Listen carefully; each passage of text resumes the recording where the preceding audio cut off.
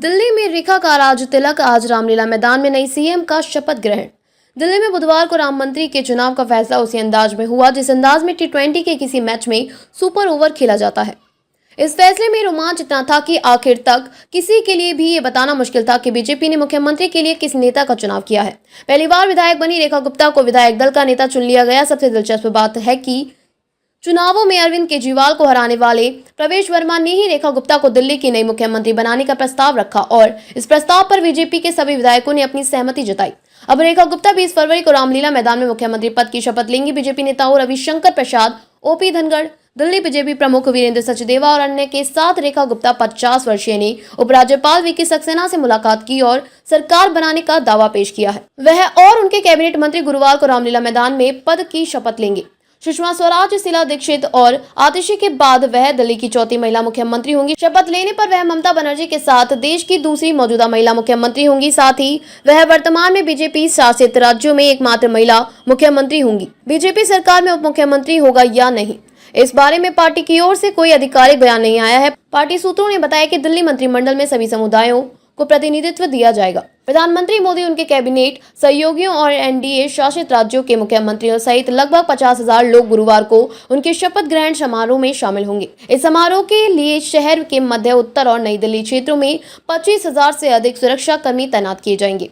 नतीजों के 11 दिन बाद सीएम फेस पर लगी मुहर। बुधवार को केंद्रीय पर्यवेक्षक रविशंकर प्रसाद और OP धनखड़ की मौजूदगी में आयोजित विधायक दल की बैठक में बीजेपी के सभी 48 नवनिर्वाचित विधायक शामिल हुए। रेखा के नाम का प्रस्ताव पार्टी के वरिष्ठ नेताओं प्रवेश वर्मा, विजेंद्र गुप्ता और सतीश उपाध्याय ने रखा। यह घोषणा 8 फरवरी को दिल्ली विधानसभा चुनाव के नतीजे घोषित होने के 11 दिन बाद की गई। घोषणा के तुरंत बाद रेखा गुप्ता ने प्रधानमंत्री नरेंद्र मोदी को धन्यवाद दिया और कहा कि वह दिल्ली के हर निवासी के कल्याण, सशक्तिकरण और समग्र विकास के लिए पूरी ईमानदारी, निष्ठा और समर्पण के साथ काम करेंगी। करीब 30,000 वोटों से दर्ज की थी जीत।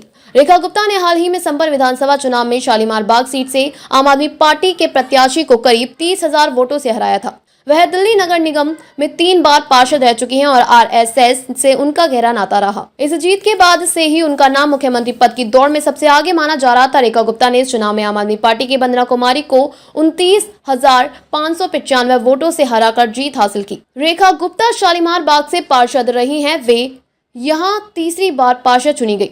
वह पहले भी MCD में कई महत्वपूर्ण जिम्मेदारियां संभाल चुके हैं और कॉलेजों की शुरुआती दिनों से ही बीजेपी से जुड़ी हुई हैं। वह दिल्ली विश्वविद्यालय छात्र संघ के पूर्व महासचिव और अध्यक्ष, पार्टी की राष्ट्रीय कार्यकारिणी की सदस्य और पार्टी की दिल्ली राज्य डकार्ड की महासचिव है। शिक्षा और पारिवारिक पृष्ठभूमि। रेखा का जन्म 1974 में हरियाणा के जिंद जिले के नंदगढ़ गाँव में हुआ था।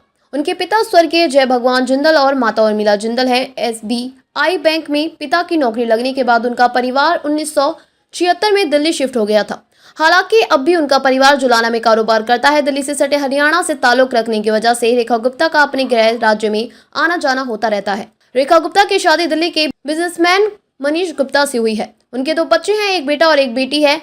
RSS से 32 साल तक जुड़ी रही गुप्ता ने 1992 में दिल्ली विश्वविद्यालय के दौलत राम कॉलेज में अखिल भारतीय विद्यार्थी परिषद ABVP से अपनी राजनीतिक यात्रा शुरू की थी। 1995-96 में वह दिल्ली विश्वविद्यालय छात्र संघ की सचिव और 1996-47 में इसकी अध्यक्ष रही। 2002 में वह भाजपा में शामिल हुई और पार्टी की युवा शाखा की राष्ट्रीय सचिव रही। रेखा गुप्ता ने मध्य प्रदेश और उत्तर प्रदेश में भाजपा की महिला शाखा की प्रभारी के तौर पर भी काम किया।